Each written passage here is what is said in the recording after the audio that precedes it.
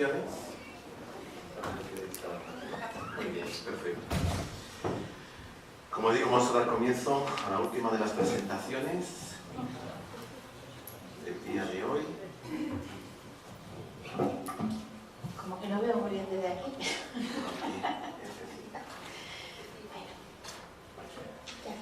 Muy bien, que será pronunciada por doña Ana Tarquis, que es catedrática de la Escuela Técnica Superior de Ingeniería Agronómica, Alimentaria y Biosistemas, con una amplia experiencia, un amplio desarrollo docente, investigador, el cual, bueno, pues sería improcedente el extenderme demasiado con él. Y bueno, pues en las áreas en las cuales es experta es en temas de modernización agrícola, ¿verdad?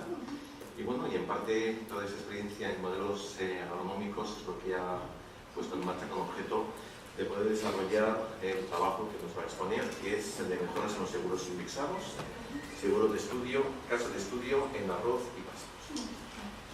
Cuando siempre dicen eso de amplia experiencia docente y tal y cual, ya siempre pienso, ya estoy talludita, pues sí, es verdad. Pero bueno, la alternativa sería peor, luego prefiero ir cumpliendo años también. Bueno, pues voy a hablar sobre este tema, sobre seguros indexados, aunque hay gente aquí que la conozco también desde hace tiempo, de la que he aprendido muchísimo y que podrían hablar mucho más que yo sobre este tipo de seguros. Incluso ya pues Luis ha empezado un poco a definir lo que es el seguro indexado. En el seguro indexado lo único que se intenta es ser más riguroso en un principio, y tomar áreas de extensión grandes para poder saber si se compensa con un pago o no a los agricultores, y esto se basa en el cálculo de un índice. Bien, ese índice puede ser por variables meteorológicas o también puede ser, como es el caso que nos va a ocupar aquí, por índices de vegetación que se calculan mediante imágenes del satélite. ¿Qué es lo que sucede? Que en estos seguros indexados lo que uno siempre quiere saber es que realmente existe una alta correlación entre el daño a un cultivo o al pasto con el índice sobre el que nos estamos basando para saber si hay que pagar al agricultor o no. Pero claro, ¿cómo se establece ese umbral? Si ese índice está por debajo de un cierto valor hay que pagar, por encima ya no, etc. Bueno, pues es un poquito difícil, pero realmente, por ejemplo, para el continente africano es uno de los seguros que más se están extendiendo, es basarse en algún tipo de índice para ayudar a los pequeños agricultores. Pero ¿qué es lo que también sucede con todo esto? Bueno, en principio, tal como lo cuento, pues parece un trocito de tarta, ¿no? Esto se calcula, se decide, etc. Pero la realidad es siempre mucho más compleja de lo que nosotros quisiéramos. Intentamos simplificarla de la mejor manera posible, pero realmente cuando yo pienso en zonas agrícolas o en agroecosistemas, etcétera, veis ahí, no sé si esto funcionará o no, así mira, veis ahí lo que yo pienso, tal vez es la mente matemática, ¿no? O el razonamiento, y es que todo está relacionado, son múltiples elementos relacionados entre sí, por lo que esto tiene una definición muy sencilla que es un sistema complejo. Fijaros que está el clima, y el clima y otros ruidos que pueden existir pueden afectar a la vegetación, el suelo y su contenido de humedad, ese contenido de humedad es el agua que pueden las plantas tomar, etc. Pero todo está relacionado entre sí y nosotros tan solo intentamos simplificar midiendo un índice de vegetación para ver si hay un estrés en la vegetación o no. Por lo tanto, la variabilidad aparece como algo que vamos a tener que encarar, variabilidad en espacio y en tiempo, ¿de acuerdo? ¿Cuál es el índice vegetativo que utilizamos? Bueno, pues este es el más común de los índices, es la diferencia normalizada del índice vegetativo, y en realidad es una combinación de dos bandas espectrales de distintos satélites, es el más común de todos. Existe un montón de críticas sobre este índice, pero al final es el que todo el mundo utiliza, por lo que también en el centro estamos intentando sacar otros índices un poco por averiguar si otros pueden ser mejores. Bueno, pues, ¿qué es lo que sucede con este índice? Es el rojo y el infrarrojo cercano, este índice más o menos va entre 0 y 1, si es negativo es que es perturbaciones o estamos con el agua, hielo, etc.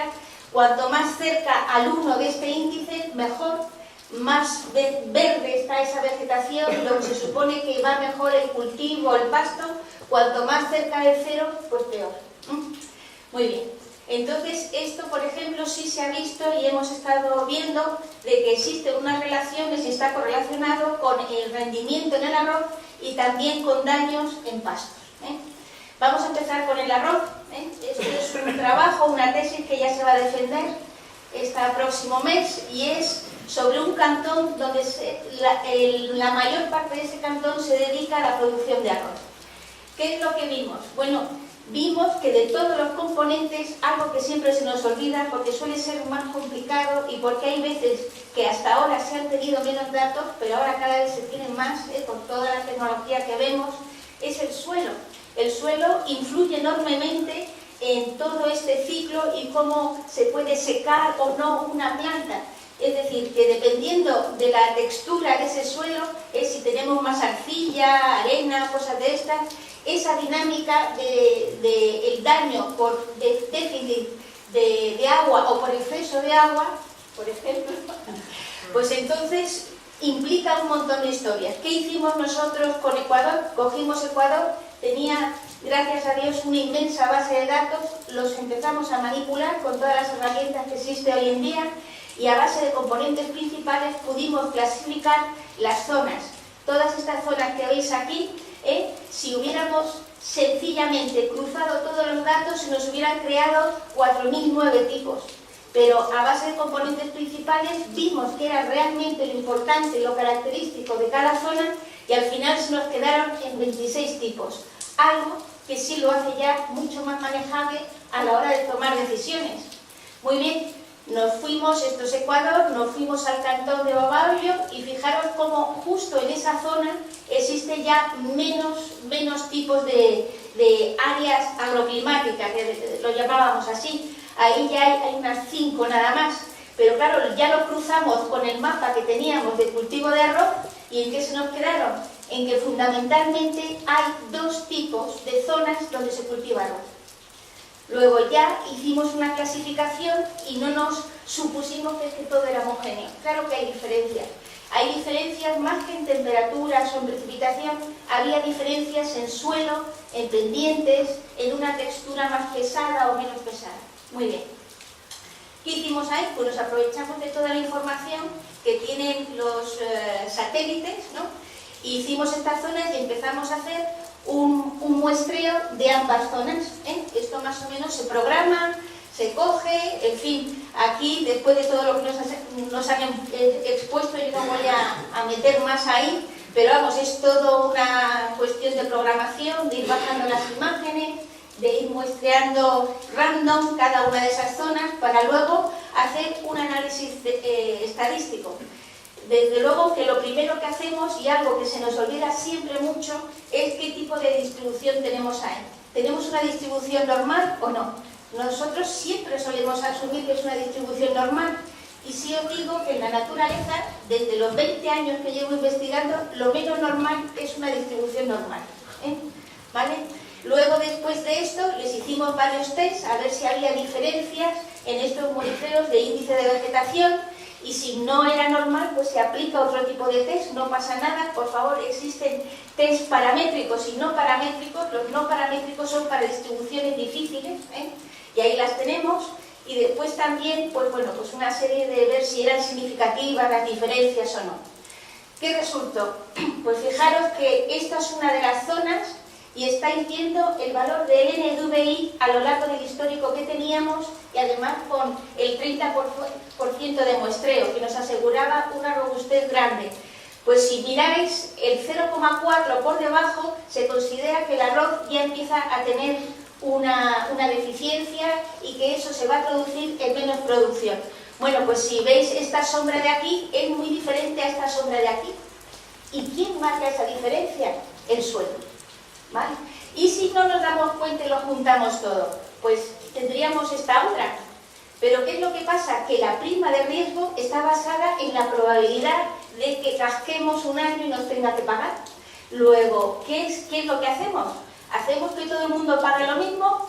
¿O ponemos que una zona pague más y otra menos? ¿O qué?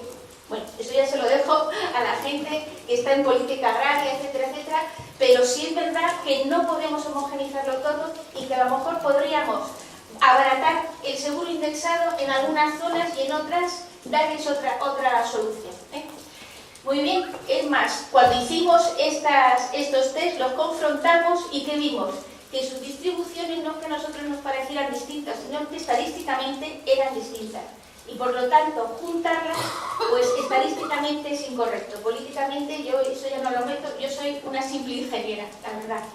Muy bien, pues entonces, ¿qué tenemos de consecuencias? Pues que no lo podemos juntar todo, la variabilidad viene por algo, en este caso vino por los tipos de suelo. ¿Qué es lo que pasa? Que si queremos fijar una distribución estadística al NDVI, pues entonces no es la distribución normal la mejor. Es más, entre zonas se ve que el porcentaje de fracasos en el cultivo, pues en uno está en el 17% y otro está en el 25% de los casos, que es significativamente distinto. Y que a lo mejor se podría diferenciar el precio con uno o con otro, o darle ayudas, eso ya no lo sé, ¿eh?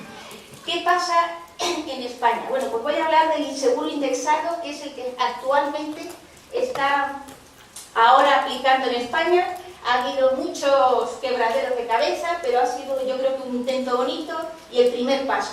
Pero creo que se puede mejorar. ¿Por qué creo que se puede mejorar? Bueno, porque si nos fijamos en el seguro de los pastos, que son grandes extensiones, nos va a suceder igual. Hay una variabilidad, ¿eh? Ya no me meto, incluso ya por las variables de temperatura, de precipitación, todo influye y también el suelo. Pero hasta ahora, ¿cómo está dispuesto este seguro indexado? Bueno, vamos a poner la Comunidad de Madrid, que es donde se hizo este trabajo fin de máster. Lo que pasa es que por términos de organización todo está dividido por comarcas agrarias. Pero muchas veces las comarcas agrarias no están reflejando la variabilidad del agroecosistema. Luego, bueno, muy bien, ¿y qué es lo que se hace? Bueno, pues se tiene un histórico de los índices, se supone una distribución normal, si estamos aquí en la media todo va muy bien, pero cuando empezamos a bajar, pues hay toda una serie de reglas de que si se pasa tanto tiempo el NDVI en este o en este sitio, pues ya se tiene que compensar o no, ¿no? Todo esto. Es más, normalmente se siguen estas gráficas de aquí, donde por aquí, si veis, es el NDVI a lo largo del año, esa es la media, este es el tramo donde ya empieza a escasear el agua o otro daño, y este ya es el límite rojo por debajo del cual se le indemniza ya directamente. Por ejemplo, tenemos un año aquí y ese año aquí es el azul, va por aquí. Bueno, pues en este periodo que ha pasado varios tramos en el tiempo por debajo de esta umbral, ya se le tiene que indemnizar, o por aquí, pues ya seguro que se le indemniza. Todo basado en los parámetros de una distribución normal, que es la media y la desviación estándar. Muy bien. Nuestra pregunta fue, ¿y es una distribución normal? Porque claro, después de verlo de Babahoyo, ¿no? Pues entonces elegimos unos píxeles, lo más puros posibles, donde sabíamos que la mayor parte era pasto, ¿vale? Entonces, ¿qué es lo que hicimos? Pues fuimos con la serie de tiempo que teníamos, que ya es bastante larga, empezamos a ver qué distribución era la mejor para reflejar los valores del NDVI. Y nos fuimos a una normal, a una gamma, a una beta, distintas cosas. No sé qué ha pasado ahí, pero bueno, se ha ido mezclando. Y entonces lo único que hicimos es, por máximo de verosimilitud, intentar calcularlo, los parámetros. Uy, mira, esto es un poco raro. Bueno, da igual, como son las fórmulas y nadie las lee, yo creo que... Bueno, pues entonces, ¿qué sucedió? Fijaros, ahí tenemos una serie temporal y ahí durante cada 8 días se va haciendo esta evaluación del NDVI. Luego hicimos todas las muestras diciendo, qué currante. Bueno, es que para eso está la programación, para calcular rápido. ¿Y qué es lo que nos sucedió? Aquí no se ve muy bien, pero a ver, para resumir, lo que sucedió es que de los 46 tramos en los que se divide el año, donde se está evaluando ese NDVI, resulta que la mejor fue la de extremos, la distribución de extremos y la Gumbel.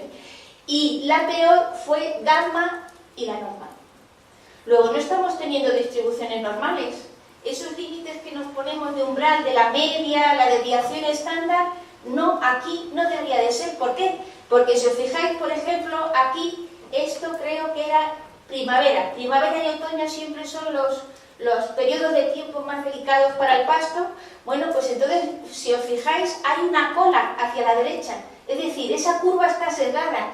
Luego, en ese caso, la media no nos está diciendo nada. Fijaros que estamos aquí, ¿no? Es aquí donde se está bajando el NDVI, ¿vale? Ay, mira, ya se me fue, pero... A ver, sí. Y este es el otoño. El otoño está justo a la inversa, con una cola aquí hacia abajo. Y de nuevo, la media y la desviación estándar no nos están dando la mejor información. Luego, nosotros, ¿qué proponemos? Que la distribución normal no hay que asumirla nunca. Que ya tenemos distintas tecnologías, programas, etcétera, para calcular otra serie de cosas. Que por qué no poder evaluar todo esto, sobre todo pues por porcentiles, que no queremos coger ninguna distribución fija, etcétera. Muy bien, se va calculando los porcentiles de una distribución y se estima en qué porcentaje tiene que ver o qué porcentaje vamos a cubrir, pero ese porcentaje sí que va a reflejar la realidad. Bueno, yo nada más, esto he ido todo lo deprisa que he podido, Luis, porque cuando me enrollo ya me conoce Luis, y tan solo quisiera añadir una cosa, porque he estado viendo las presentaciones y escuchando atentamente. Yo creo que todas las nuevas tecnologías siempre las tenemos que tener, siempre hay que usarlas. Ahí estamos hablando del Big Data, y es verdad, pero por favor nunca nos olvidemos de algo. Una cosa es tener datos, que ya es, otra cosa es pasarlo a información, otra cosa es pasarlo a conocimiento y otra ya la sabiduría. Y claro, nunca hay que dejar de pensar. Cuando yo a los alumnos siempre les digo que la pantalla no mire a vosotros, sino vosotros a la pantalla. Y esa serie de conocimientos siempre hay que tenerlo y un ingeniero agrónomo lo tiene que tener aplicando todas las tecnologías que tenga en su mano. ¿Vale? Muchas gracias.